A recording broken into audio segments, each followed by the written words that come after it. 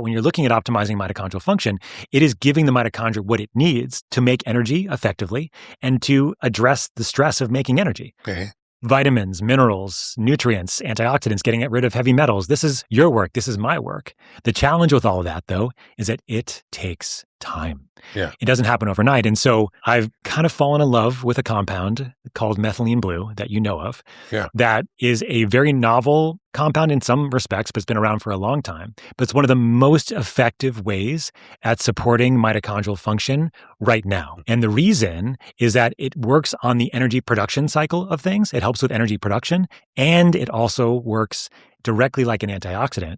So our cells are like gasoline-powered cars. Methylene Blue at low doses, as long as it's a clean source, 4 milligrams to 25 milligrams or so, works both as an energy enhancer and as a detoxifier. So it's more like an electric power vehicle rather than a gasoline-powered one. And so I see Methylene Blue as a fantastic bridge for so many people on this path to their own health optimization journey. In my practice, one of the doctors was sharing with me how they were doing intravenous Methylene Blue and how they had a Parkinson's patient and they immediately improved their symptoms. We know that Parkinson's is fundamentally a mitochondrial disease in the part of the brain that has to do with motor function. Right. And so can you kind of explain how that might all be possible? Yeah. In the end, neurocognitive disease, metabolic, as we've been talking about, everything has these parts of the cell called the mitochondria that help make energy, your immune system, everything. And so if your mitochondria aren't working well, you have significant incapacity in the areas that have the most mitochondria that are affected. And so in Parkinson's, it's in the substantia nigra in the brain, for example. So one cool thing about Methylene Blue I should mention is that it is highly bioavailable, which means that oral absorption of Methylene Blue is almost as good as IV.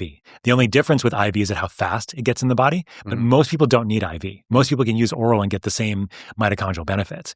And so what you were describing on what's called the electron transport chain in the mitochondria, so the mitochondria has these proteins that are all kind of aligned up, and electrons that we get from our food, mostly carbohydrates and fat, they get donated to this chain using something called NAD and FAD, which people know NAD these days, right? And that's a hot topic, I know. So you get these carriers, electron carriers, NAD and FAD, that bring electrons into the mitochondria. So what happens is if you have those first couple proteins not working very well, complex 1 or complex 2, the whole rest of the system breaks down. You don't have capacity to make energy. And most of the mitochondrial toxins out there are affecting complex 1 and complex 2. We talked about statins, we talked about metformin, infections, pesticides. And so if those first couple of complexes aren't working, the rest of the system breaks down. So what Methylene Blue can do is it can come in, it can bypass the complexes that aren't working very well and donate electrons directly up the chain. So all of a sudden, you're able to start making energy in these cells. So it's almost like a bypass road. If there's a broken road, you just kind of goes around it. Yes, and it also can recycle things like NAD and FAD. So those can maintain their capacity